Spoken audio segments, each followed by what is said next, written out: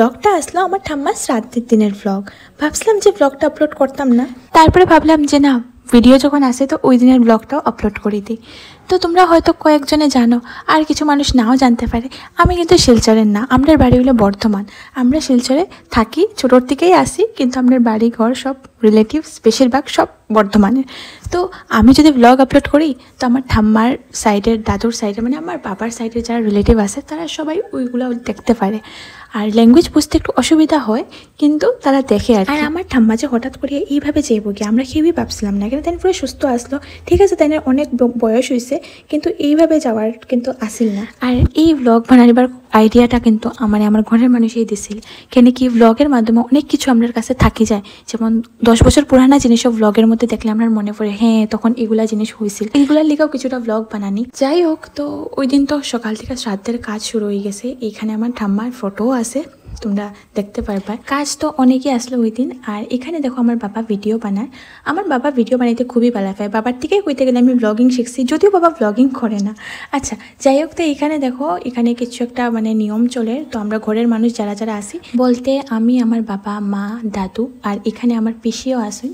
তো তারপরে দিকে তো এখানে মানে বাবার টিকা, মানে আমার দাদুর টিকা পারমিশন লিয়া মানে এখন কাজ শুরু হইতো।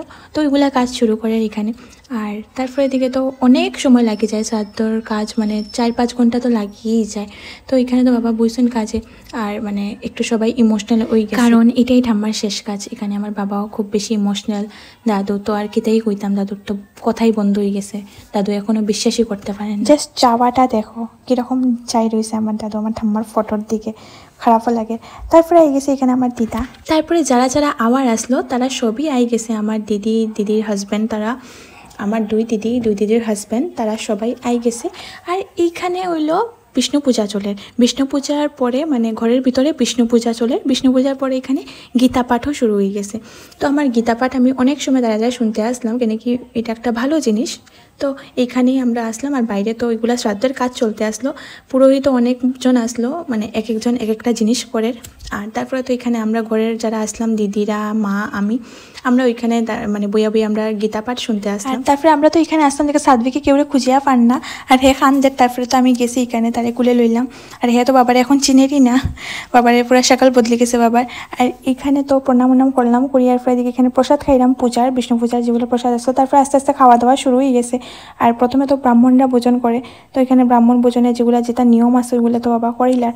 আর তারপরে ওইটা শেষ করতে করতে সবাই খাওয়া 5টা বাজে গেছে। তারপরে দিকে আমি, আমার মা, দিদি বইছি আমরা খাওয়ার লিগা। তারপরে বিকালে আসছিল কীর্তন, তো কীর্তনের লিগে আবার যেটা কাজ আছে বাইরের ওইগুলো সবকিছু শেষ করলাম। তারপরে তো কীর্তন শেষ হইতে হইতে রাত্র হয়ে গেছে, তো কীর্তনও শেষ, ঠাম্মার লাস্ট কাজও শেষ। আর আমার ব্লগটাও এখানেই আমি শেষ করলাম। আর এখনের লিগা বাই।